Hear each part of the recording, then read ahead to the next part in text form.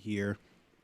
So we got a trailer this week for Perry Mason, actually, which it's not really in my timeline, in terms of um, being something that I used to necessarily watch. I think that there are, probably a lot of people who probably did watch Perry Mason, but they're probably of the older variety, if we're going to be, perfectly honest. But anywho, let me give you the quick synopsis of this. Uh, it's about in booming 1932 Los Angeles, a down and out defense attorney takes on the case of a lifetime. This is created by Ron Fitzgerald as well as Roland Jones, and written by both as well, and stars Matthew Rise, Tatiana Maslany, which I'm actually a pretty decent fan of hers.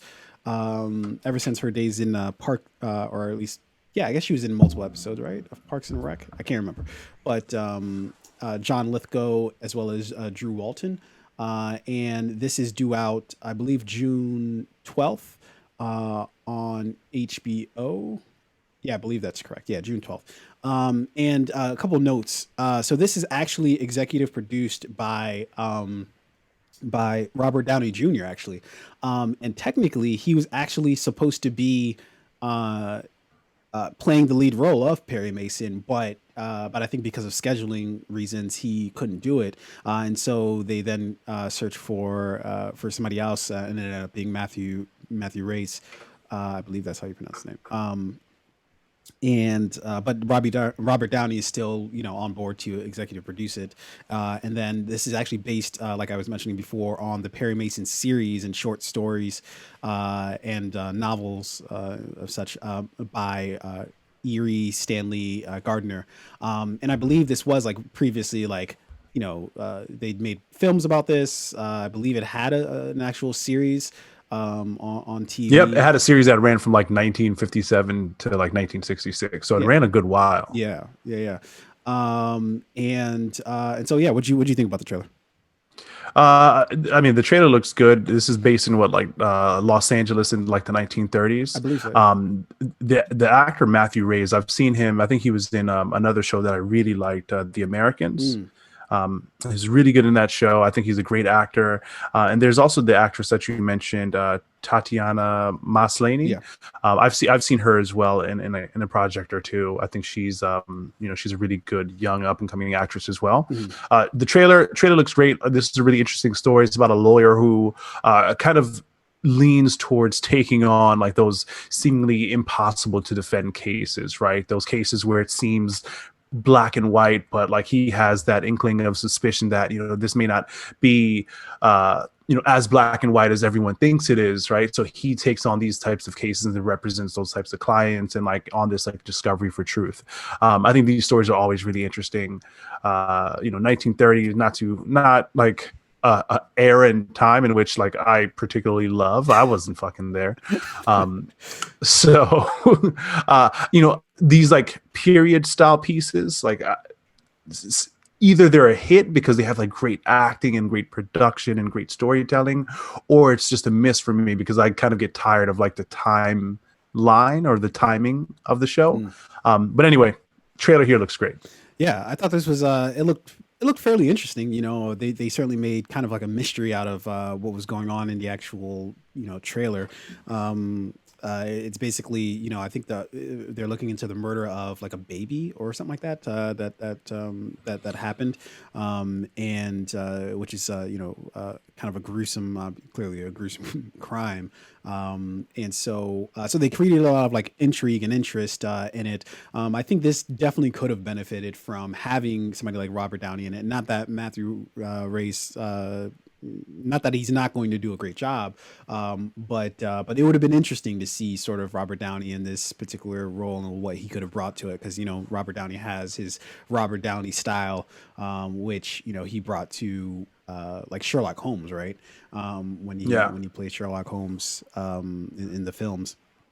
And what was that movie he played in with, like, was it Gene Hackman, to where he was like the son of a judge or something like that? Yeah, that was You, fuck. What was it called? Was it called The I'm looking. Judge? It wasn't called The Judge. It may. No, it was It called was something. called The Was it really? Judge.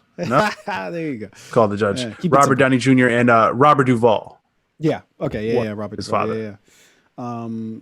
So yeah, I just thought I thought that he could have brought something very interesting to something like this, but I think it looks kind of dope either way. I'll check it out. I'm not gonna lie, I might not stick with it, but I'll at least peer in to see what's going on. So this is definitely be on like HBO Max, right? Uh, well, no, I think it's just going to be on HBO. I think it's just I think What the fuck? it will be on HBO Max, but it also will be just on HBO as well. On H, Yeah. gotcha. Well, that's what I'm hoping Yeah. because like if this is going to be on HBO or HBO Now or HBO Go, but not on HBO Max, it's like, what the fuck are they doing over there? No. I think that they're going to get everything that HBO gets. So like anything that's available on HBO, the channel, or HBO Now, HBO Go, I'm sure will be available on HBO Max. The thing that's different with HBO Max is that it's got all the other Warner Brothers shit. Like literally everything else that Warner Brothers puts out, because Warner Brothers, I believe, owns HBO, if I'm not mistaken about that. And so they have the full access to their catalog, which you might not have if you just have the HBO channel, or Yeah. just HBO Go or Now. So this whole streaming thing, it's like it's getting crazy, right? There's like, I mean, there's fucking Peacock now, there's Quibi, there's HBO Max, there's all types of other streaming services coming out. I think the next big thing that has to happen to really position one of these streaming services as like the kingpin is going to be for one of them to partner with like DoorDash or Grubhub or like Uber Eats. If I can order some food and time that food delivery up with when I want to start the movie, yo, you fucking win. Just here's my credit card number. Here's that 3-digit security code on the back. You already know the fucking expiration date. I'm just gonna order reckless shit and watch hours and hours of mindless television. Well, Who do you think does it first? Samsung. I think Netflix and DoorDash do it first because they have like similar colors. Like Netflix is red, black, and white. DoorDash is red and What, white. are they part It of the just same gang? Like what? good. They rep It the would same look good. clique? Yeah, Netflix like you claim blood. Or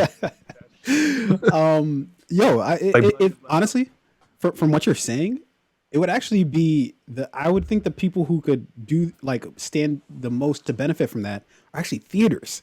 They should be coming up with ideas like that. You know what I mean? Like thinking of ways like what if they could, because they make a lot of their money through like the concessions, why don't they do something like partnering up where they if somebody orders a movie through them, like, so for say for instance, if Tenet comes out, right, uh and they put it out on demand as well, right, why don't they partner up with like different restaurants, things like that, in order to like create like an entire experience through that on demand process, right? So like instead of it just being you order the movie, maybe now you can order a movie and then they can also link up the delivery with it, so that as soon as you get the delivery, boom, the movie's going to start, and then they can create like a whole like experience around it right there in your home, versus just kind of sitting on their hands and being like, well, either we show it in theaters or we don't, and it's like, all right, well, very creative. yeah, the movie theater industry needs to get creative fast. They need to start having been like thinking about this shit since like February. Like, how are we going to unfuck ourselves post this coronavirus pandemic? Yeah.